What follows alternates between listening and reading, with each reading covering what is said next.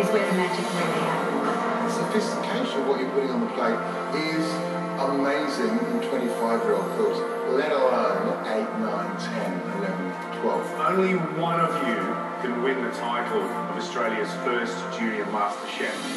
From 5,500 applicants, You tempered your own chocolate. 50 highly skilled cheflings amazed the nation. That is incredible. How good is that? And 12 rose to the top. Are you ready to show Australia that you can cook? The kids took on brand new challenges. We've got 40 judges and I hope they really like it. It's not preheating. And even under tough conditions, As long as they stay calm, I will be able to fix it. Oh, I can't do this. Oh, I got it. they plated up unbelievable dishes. Guys, back. I'm ready. You're doing the job. High fives all around. It's been amazing. Best experience of my life. Tonight, the grand finale.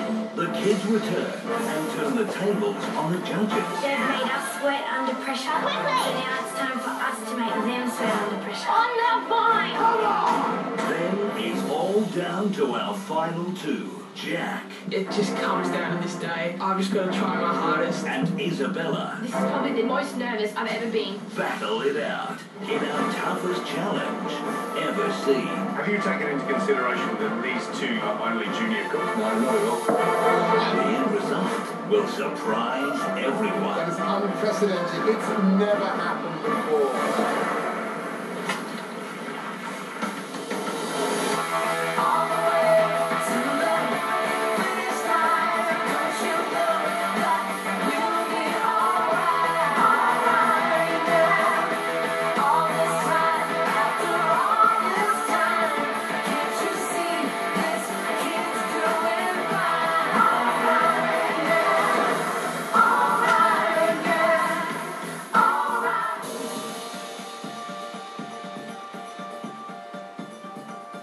Adriana, welcome back to the MasterChef Kitchen. It's always a pleasure to have you in here.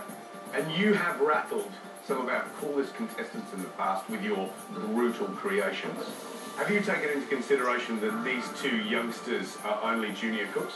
No, not at all. I guess it's the final. To get this far, you must be able to cook.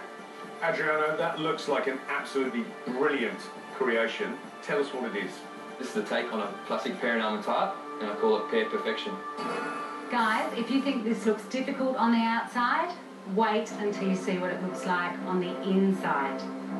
I'm a little bit concerned and a little bit intimidated by how hard this pastry might be. It looks really hard. I mean, how he gets that kind of green, I don't know what it is, on the outside of his big profiteroles is just amazing. On the bottom, we have crispy almond praline base with choux pastry ball with a sablé baked on top. So that's the green crust on the outside. Exactly. And then inside you've got a pear jelly with a pear mousse. Then you have the marzipan, which is that one. Then you got the chocolate disc in the middle. Then we have the pear custard. And then the caramelised almond on top. Isabella, you look absolutely stunned when Adriana started to describe what was in that dish. What's going through your head? Oh, there's so many different textures in this dish. You know, chocolate, there's biscuit, there's profiteroles, and you've all got to get those elements right to get that out on the plate. I think that Jack and Isabella should be frightened to death. Jackster? I've eaten this before, I went to week, and I had that, and it was very nice. I've eaten this dish recently and know what it tastes like. Might be just a little bit of advantage over Isabella.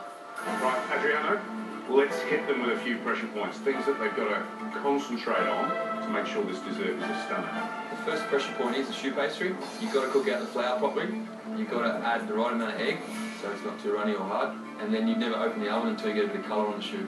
The thing with choux pastry is the moisture inside the dough expands. It creates that big air pocket inside. And if you open the oven, it'll just collapse, yeah? Another point is you bake the sablé on top, so you put it on the raw choux pastry. If you roll that sablé too thick, it won't rise. You'll weigh the choux pastry down and you'll have like little pancakes. If you do it too thin, then the sablé will colour, you go brown. So you really got to be very cautious of how thick and how thin you roll it. Gee, Isabella, Jack, if you weren't nervous before, you must be terrified now. There is so much to do in that very simple looking dessert. You have to go at this thing like a bull out of a cage. Okay, Adriano, these guys are really keen to try this dessert, so would you like to give them half a portion each? This will be the easiest part of this challenge. It really looks delicious. It is. This is torturous. How's that pear jelly? Amazing.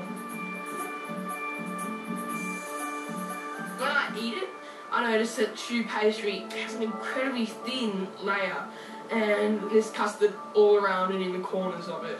And it's got like a square jelly, which is really cool. Who would even write a recipe like that? This is the absolute most complicated dish I've ever attempted in my life. Let's not kid ourselves here. It's the grand final. The degree of difficulty is high. That there is hard to make. Of course it is. I'm not going to make it easy. I'm not going to make pancakes. But to give you a little bit of a helping hand along the way, Adriano is going to stay in the kitchen with you and give you a little helping hand. You guys in this final challenge will get 2 hours and 20 minutes to produce 5 of those beautiful pear perfections. 2 hours and 20 minutes to cook 5 of these. It's going to be a bit of a struggle, but I reckon I can do it. Don't forget, guys, this is an important second half to this finale. There are 50 points each up for grabs. Whoever has the highest points at the end of this challenge will be crowned Australia's first ever Junior Master Chef. Oh my gosh, I really want those 50 points. It's going to be tough to get those points, but you know what? If I cook my life out, cook my heart out, I know I can do it. Jack, Isabella, everything that you need to recreate that gorgeous dessert is at your benches. The recipe, the ingredients. Are you ready to go? Yes, Chef! You ready for the challenge? Yes, Chef! Okay, let's get this thing started.